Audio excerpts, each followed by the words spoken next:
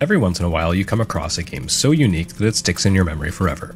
Every once in a while a game comes along that tries something unconventional and pulls it off masterfully. Every once in a while an arcade port comes along that goes far beyond its source material to become a masterpiece that exceeds its humble origins. So let's talk about a game that fits that description to a T.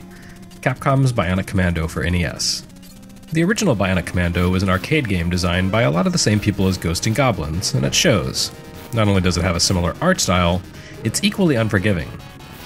But what set Bionic Commando apart from other platformers was the way you controlled your hero. Instead of going about the business of platform action by jumping, he instead used a wire grappling arm that allowed him to move around by grabbing distant ceilings and swinging. This was in the early days of platform gaming, and people were still coming to terms with just how to make jumping around work at all. Bionic Commando bravely threw that out the window and changed the rules altogether. The NES version carried over this unique approach to platforming, so at heart it was fundamentally a very similar game, but on every level it improved over the original.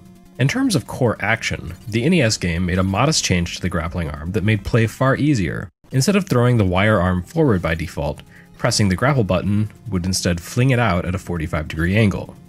Now, grappling at an angle is the key to forward momentum in Bionic Commando. Grab a ceiling or platform a little ways ahead of your hero and you can swing forward. In the arcade game, executing this essential maneuver required players to hold the controller up at an angle every time, which could be awkward or, worse, make you miss entirely. With this small control change, Bionic Commando on NES becomes a precise, lively, kinetic game. And Capcom's designers capitalized on the new feel of the game, expanding on the arcade version's handful of stages into more than a dozen core levels.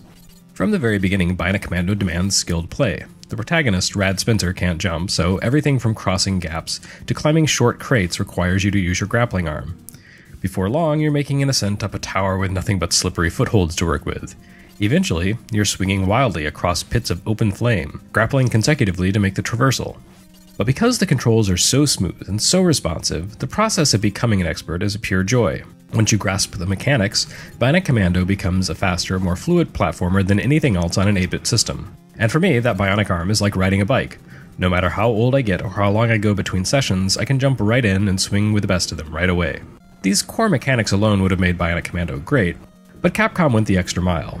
Perhaps inspired by Mega Man's design, they abandoned the level-by-level linearity of the arcade game and turned the NES adventure into something much more open-ended. When you begin the game, you can traverse a map of enemy territory and tackle levels in nearly any order. There is a natural order to the stages as they escalate in difficulty, but you can go way out of sequence if you like.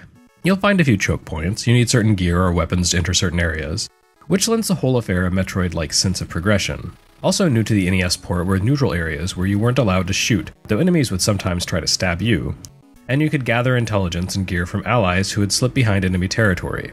Interestingly, Bionic Commando on NES wasn't really a conversion of the arcade game despite sharing some music and level layouts in common. It was actually positioned as a sequel, a double sequel in fact, to both the Bionic Commando coin-op and the top-down shooter Commando. Both of those games had starred Capcom's leading man Super Joe. Here, Joe has gone missing behind enemy lines, and it's up to Captain Spencer to rescue him. Along the way, you discover the enemy army has a mysterious secret weapon in the works, and appear to be awakening something or someone.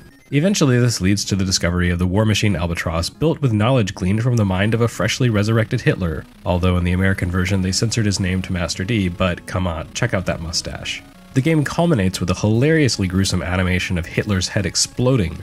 I have no idea how that slipped past Nintendo's notoriously strict censors, but God bless him for it. Reaching the end of Bionic Commando only to have Hitler curse and then explode into a shower of gore was endlessly titillating for us in the NES days. Bionic Commando is always worth revisiting, not only because it plays so perfectly, but also because it takes us back to a more innocent time when a mild swear and cartoon gore was the cutting edge of video game salaciousness. Action, obscenity, a fun story, and exploding furors. Truly, Bionic Commando is a timeless work. For more gore-tinted memories, keep reading USgamer.net.